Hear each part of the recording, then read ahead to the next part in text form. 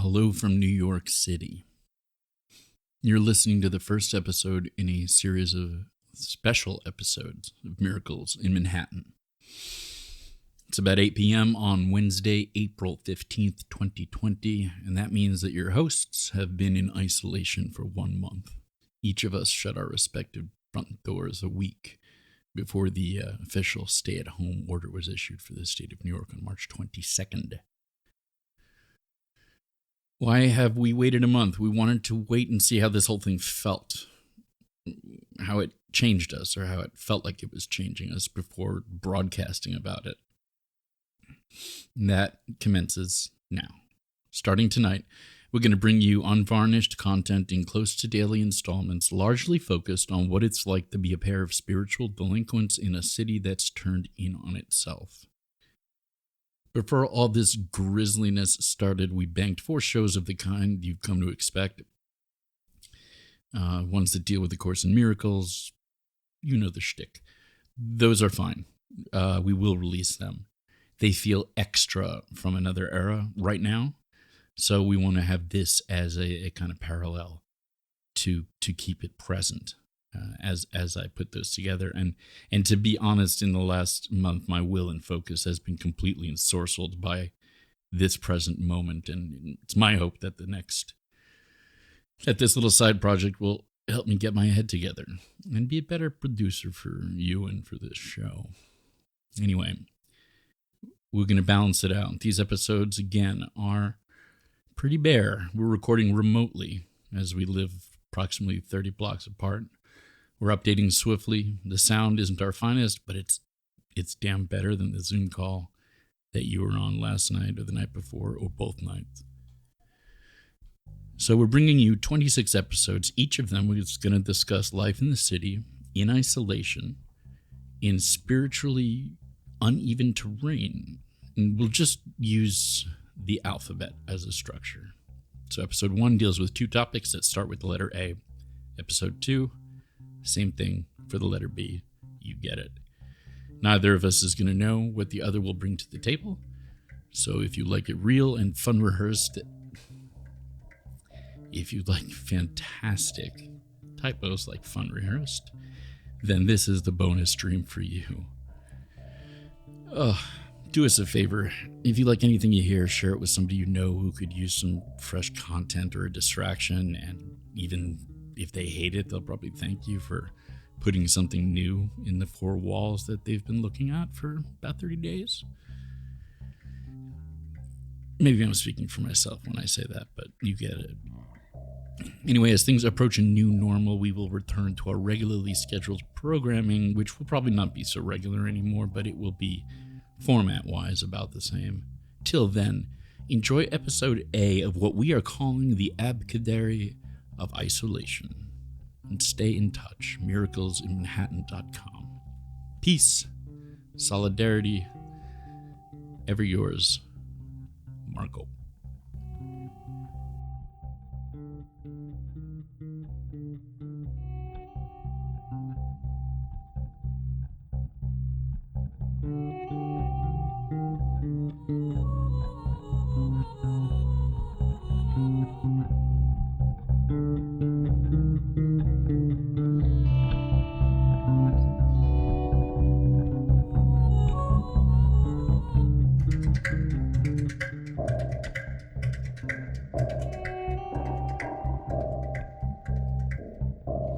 Okay, so for better or for worse, this first one will be stereo. We can worry about the others. But I've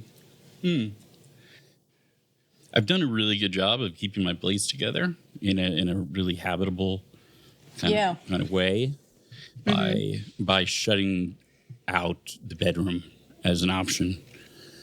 It's not really something I meant to do. I just started throwing a lot of crap in there, and then I was like, if I close this door and just pretend that I live only in the other room, I'll be really forced to keep the other room pretty good looking. So that's where we're at with that. Yeah, it's definitely a great idea. I decided to commute to the living room for work. Yeah, right. I didn't for a while, and I was like, now it's better. Now I'm using the whole place. Yeah, That's So I good. was like, we might as well not have half of it because we're just staying in our rooms all the time. And is it just you and the little one? Yeah. Okay. Yeah, EJ, yeah. Right. Oh my God. Yeah, I bumped into somebody at the supermarket and I was like, ooh, that's the first human contact I've had in about a month. Yeah. So, all right. Well, I'll just give us a quick setup here and we can talk for like, 20 minutes or whatever. Let's see what happens. Okay. All right. So this is the post 1 month in isolation experiment for Miracles in Manhattan. We're going to do an ABCedary of isolation experiences. So each episode will cover one letter of the alphabet and a topic that each of us just hits on, just to sort of talk about it. I think it's good that we're doing it now versus when we first tried to get this technology working, because I at least feel a little bit more centered in what this experience has been like and what it feels like. How do you look at how you feel today versus how you felt 2 weeks ago? Yeah, it's interesting, isn't it? Well, I'm certainly more. Oh, I'm sorry. That's okay. That's okay. I'm certainly. It's okay now. Yeah. We're remote. For anyone who doesn't know, we normally do this in person, but Stephanie lives uptown. Well, she lives, I don't know, a couple blocks away, and we're just not supposed to be doing things in the same room. Yes, you understand what this is. Everyone does. Yeah. Okay. Yeah. So I feel much more in flow. Things have stopped changing so much. So we're getting into a new routine, a new normal. Right. And that's what it feels like. And for me, it feels like that mostly because I'm attuned to the zeitgeist, if you will. I'm attuned to like the psychic sort of patterns overall. And so I think I feel like that because most people feel like that. Okay. Yeah. Yeah. When you say things have sort of stopped changing, do you mean things have stopped there's less news that's new in a way, less new things being talked about? Yes, I think the huge. Yes, I think the huge change was going from outside to staying inside. And once most of the country, most of the world, I guess, was doing it, then there's less change. Now we're all in this together again, I think. But whereas before it was a lot of confusion. Well, it's just, now we have as much information as we're going to have for a while. Stay away from each other, stay inside. And so that's what we're all trying to do. Absolutely. Well, except for weird, crazy, I'm sorry, that's a judgment. Except for the people who think it's a hoax and are protesting. Oh, yeah. That's not listen, this is a judgment zone. It's all right. This is our podcast. Don't forget. No, but it's not. People who are protesting How and I having live. gatherings and things like that. Yeah. Yeah. Banging on the doors of the State House, banging on the doors of businesses. Open them. Oh, right. Yeah, exactly. So sorry. You haven't been watching much news except for the governor's pretty awesome 11:30 address, as you were saying. But Correct. for the listeners' context, today is notable in that it's the day after the federal government stopped funding the World Health Organization. Good move, good move. And it is the day that the governor of New York said everybody's got to wear a mask if you're outside and you're not 6 foot away from somebody. And that was a big step. Yeah, it was a big step. It's a little weird outside in New York. Well, you went out today, right? Or Not yesterday? today, but yesterday, yeah. So over in my neck of the woods, I've been out every week, once a week, laundry, and I check up on my business, neighborhood, business owners, like the deli guys across the street, and it's very weird in there. You know, the only people that are in there are those still buying lottery tickets, panhandlers, and people with kind of an obnoxious attitude. You know, I'm immortal kind of an attitude. Not wearing gloves, masks, and the poor deli guys, they look so stressed. Oh yeah. People are not keeping their distance. They put up a big plastic sheet We have over. that too. We have that too. Yeah, which is a great idea, I thought, for them. But they seem so stressed. The first couple of weeks that we were kind of jovial, but poor guys now, they look really tired and stressed. The laundry ladies, on the other hand, have a whole lot of business, and they're very happy. They're very happy with it. They say, oh, it's a little dangerous, but yeah, it's good. Business is booming, because people aren't staying in the laundromat. Yeah, absolutely. Yeah.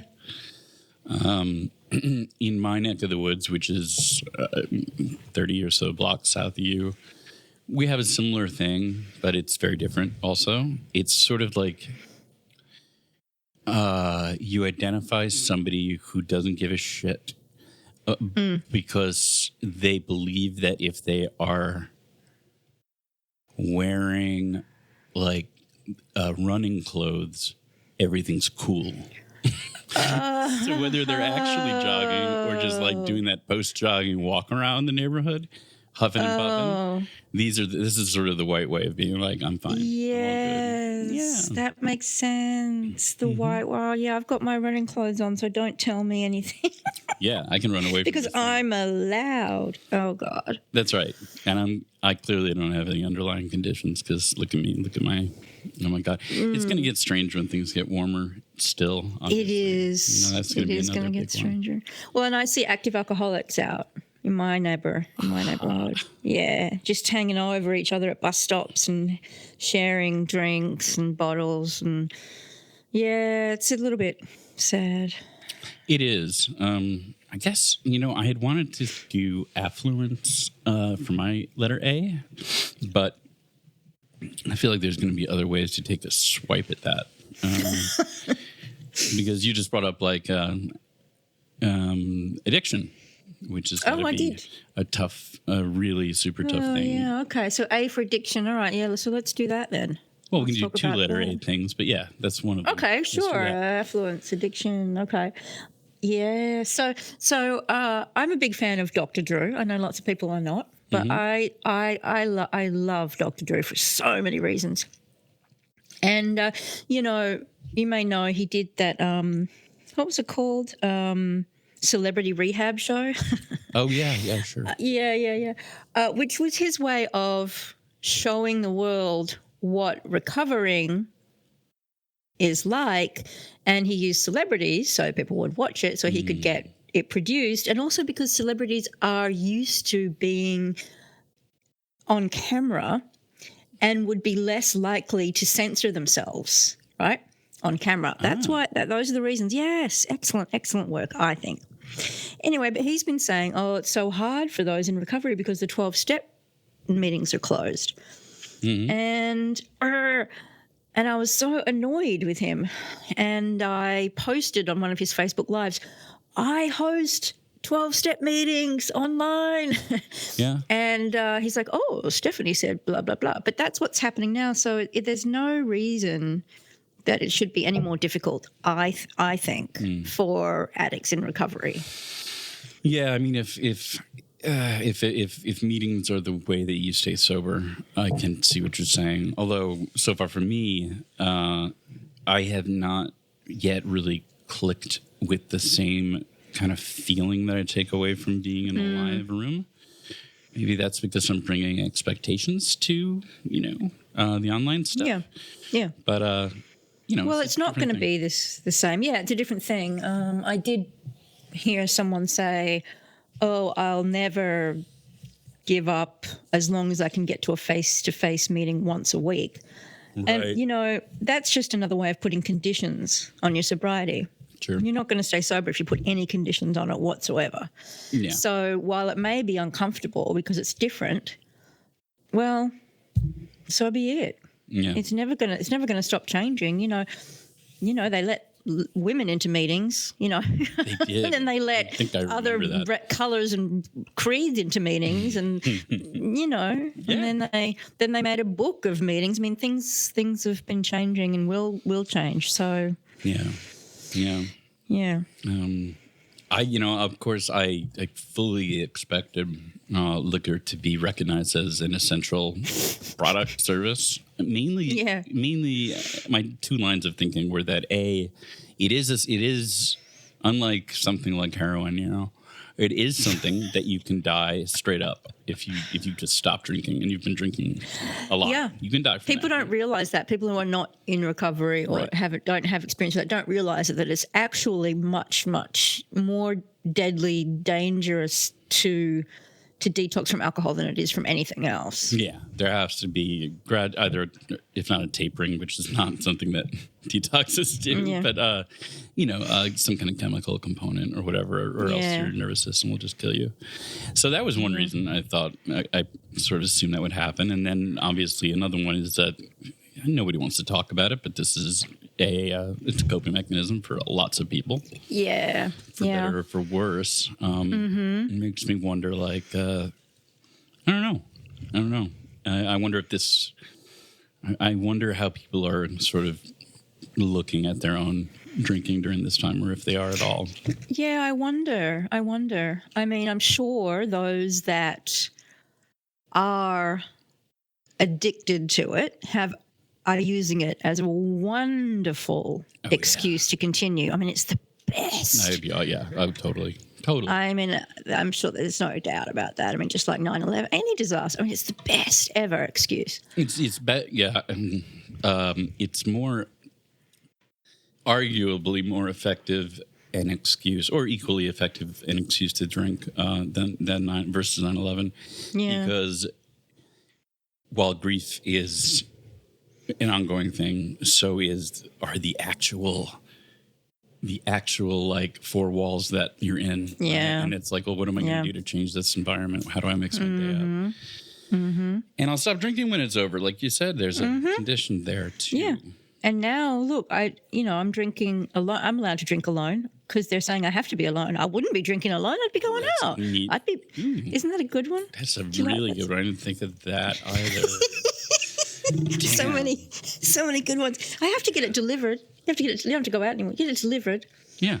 I get to see somebody exactly. Although I had a food delivery the other night, and this was the experience after I buzzed the dude in.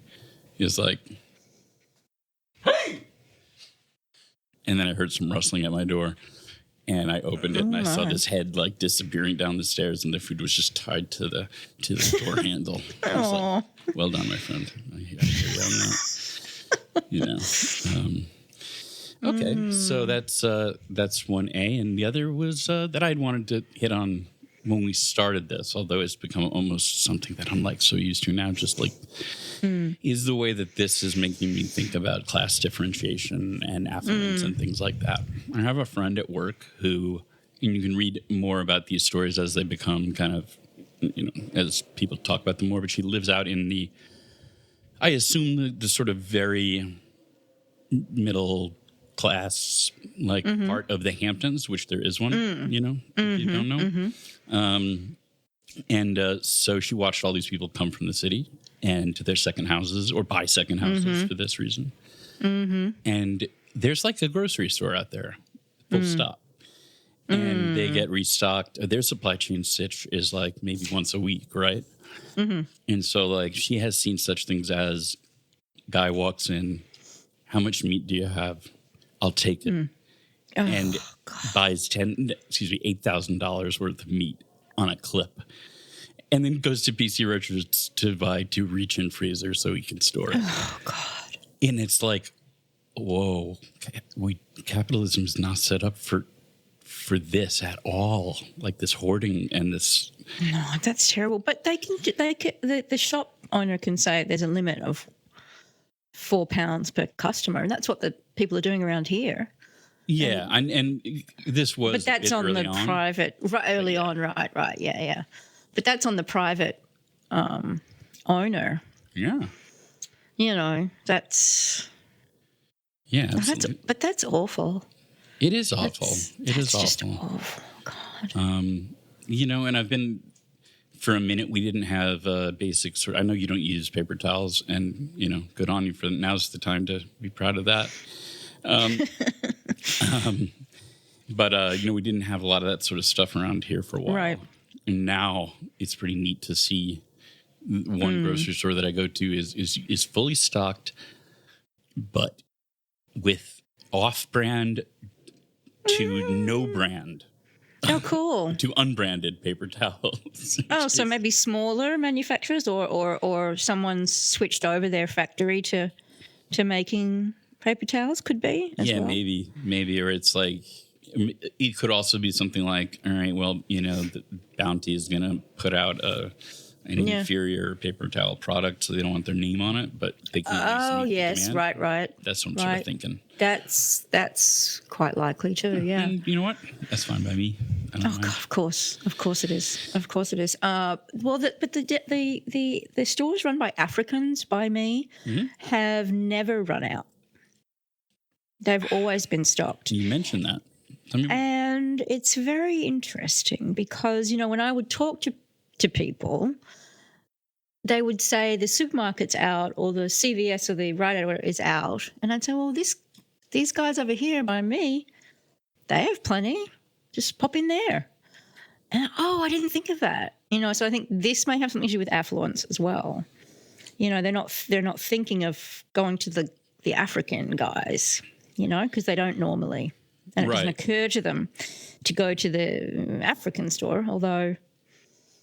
Yeah, maybe people in that neighborhood just don't walk into that store with like $100 that they can drop on buying him out of. Well, that's true too.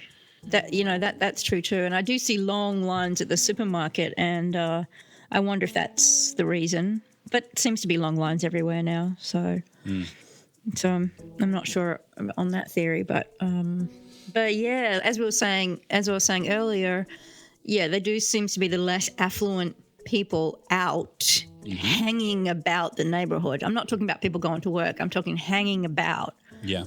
Hanging about without masks, without gloves, drinking, sharing, carousing. Which, especially in your neighborhood, and is, again, that is summertime. It is. It's the norm, and nothing's changed except that there's no one else out. Or, maybe the more middle-class dudes playing dominoes, they're not out. It's really just the really, really less affluent. Oh, sure. It seems to me, yeah. So I think I'm not sure exactly the reason, but that's what's there. Yeah. Oh, another marker of time is that today it was reported that Jeff Bezos got really kind of the best federal refund of all in the form of 5% of growth of his net worth in the last couple of months. $24 billion earned over this pandemic. So, anyway, so there's that. Yeah. I mean, we need to turn to each other, share with each other. Microeconomies, I keep saying, what do you have? What do I have? What can we teach each other? What can we... so I know a lot of, like, for example, little businesses on Etsy are making masks. That's where I got my masks. Like, I know, for example, I got mine from a dance studio, a dance costume studio. They make dance costumes. So no one's buying dance costumes, so they're making masks. So I bought mine from them. Nice. As opposed to Amazon. Yeah, because you know what? That supports both that maker and the Postal Service, who are some folks we're going to need in November especially. Yeah. So, yeah. So that's what I say. All right. And that's the letter A of isolation with your friends from Miracles in Manhattan. We're going to fill up your feed like nobody's business with this. All right. So, all right. Good talking to you. I heard you say that. Let's do it. Yep. Okay. Enjoy whatever's coming up next, and I'll talk to you super soon. All right. Bye. Bye.